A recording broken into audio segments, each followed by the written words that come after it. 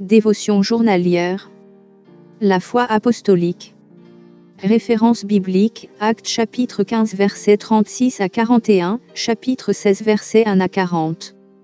Vers le milieu de la nuit, Paul et Silas priaient et chantaient les louanges de Dieu, et les prisonniers les entendaient. Actes chapitre 16 verset 25.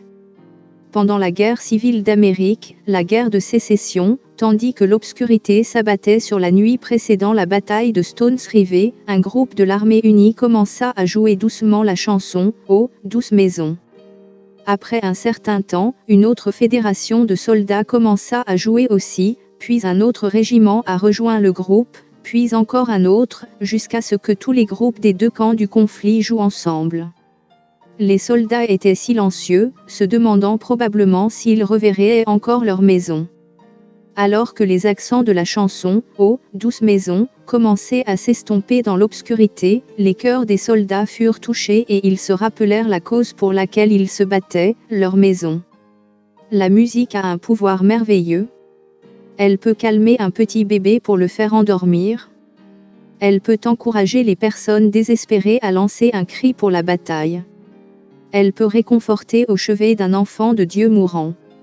La musique peut calmer le cœur après une journée de travail ou ajouter un fond chaleureux durant un repas aux chandelles.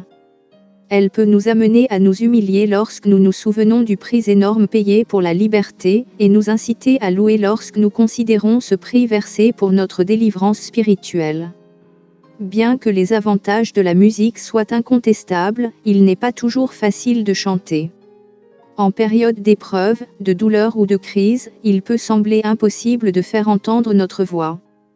Dans le texte d'aujourd'hui, Paul et Silas ont été battus et jetés en prison. Nul doute qu'ils souffraient de douleurs terribles à cause des plaies saignantes sur leur dos et du fait que leurs pieds étaient aussi retenus par des cèpes, liens. Chanter ne serait pas la réponse naturelle dans de telles circonstances. Et pourtant, même si les deux hommes ne savaient pas ce que le lendemain apporterait, ils ont chanté. Qu'est-ce qui a rendu cela possible ? Notre verset du jour donne peut-être la réponse. Avant de chanter des louanges à Dieu, Paul et Silas ont prié. Le Saint-Esprit a dû ébranler leur cœur quand ils communiquaient avec Dieu, les aidant à se concentrer sur lui pour pouvoir chanter au milieu de la douleur. Parfois, nous devons aussi prendre la décision de chanter ou de louer Dieu en dépit des circonstances. Cela peut nous coûter quelque chose, mais ce sera un sacrifice agréable pour le Seigneur. Nous verrons que chanter ou louer Dieu au milieu des épreuves nous aidera à porter le fardeau, même s'il paraît le plus lourd. Et quel témoignage notre sacrifice de louange sera pour ceux qui nous entourent. Comme Paul et Silas, nous ne ferons pas que plaire au Seigneur, mais nous toucherons aussi ceux qui écoutent notre chant en période d'épreuve. Contexte.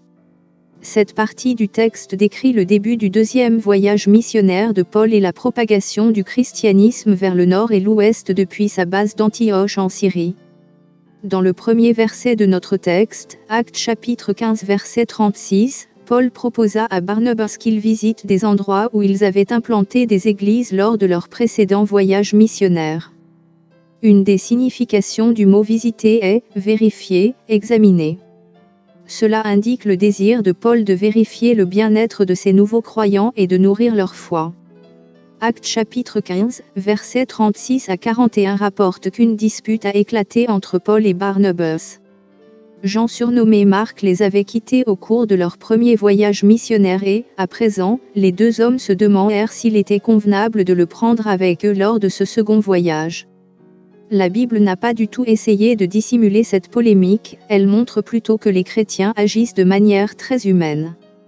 Ce dissentiment fut assez vif pour être cause qu'ils se séparèrent l'un de l'autre, et Barnabas prenant Marc avec lui, s'embarqua pour Chypre. Paul s'est réconcilié avec Jean-Marc comme indiqué dans Colossiens chapitre 4 verset 10, Philémon verset 24, et 2 Timothée chapitre 4 verset 11, et le jeune homme finit par écrire le deuxième des 4 évangiles. Paul a choisi Silas pour l'accompagner à la place de Barnabas. Silas était membre de l'église de Jérusalem et, comme Paul, il était également citoyen romain, voir Actes chapitre 16 verset 37.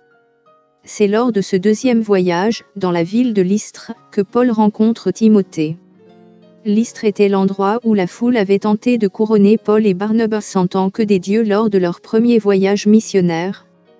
Depuis leur départ, environ 5 ans plus tôt, le jeune homme Timothée avait grandi spirituellement et était très respecté par les chrétiens de la région.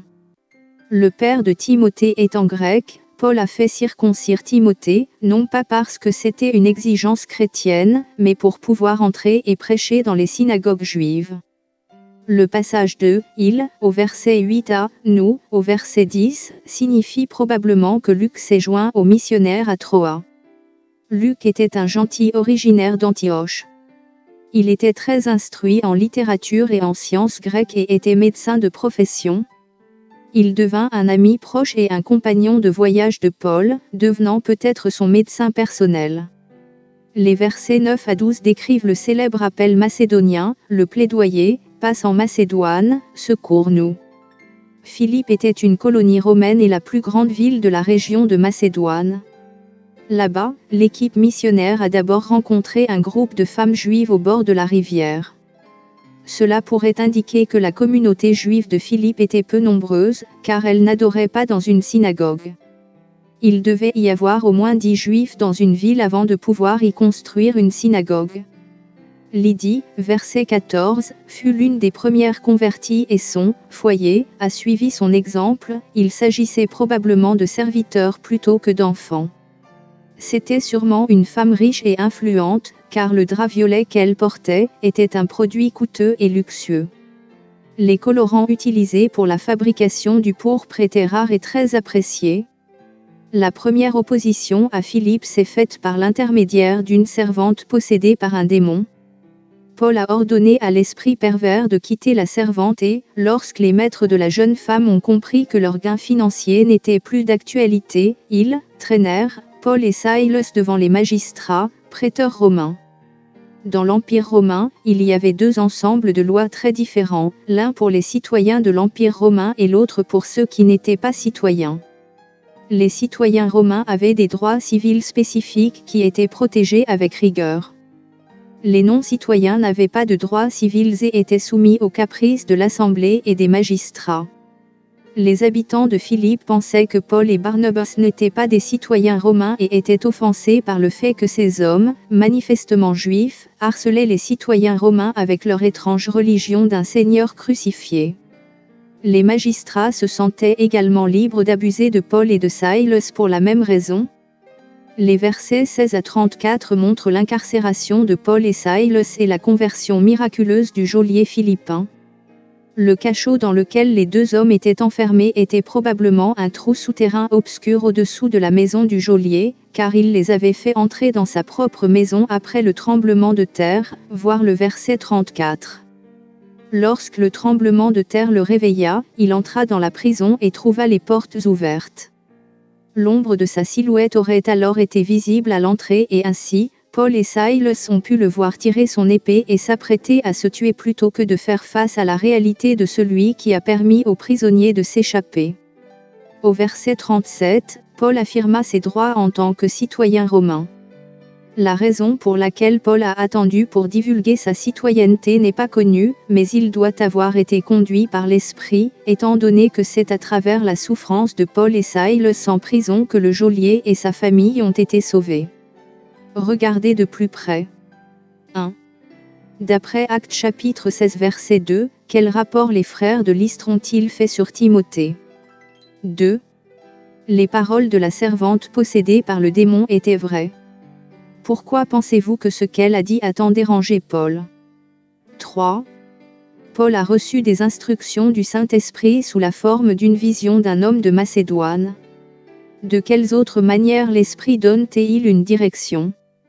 Conclusion. Nous ne pouvons pas toujours choisir nos circonstances, mais comme Paul et Silas, nous pouvons choisir de prier et de chanter même pendant nos heures sombres. Bonne journée à vous, et soyez bénis.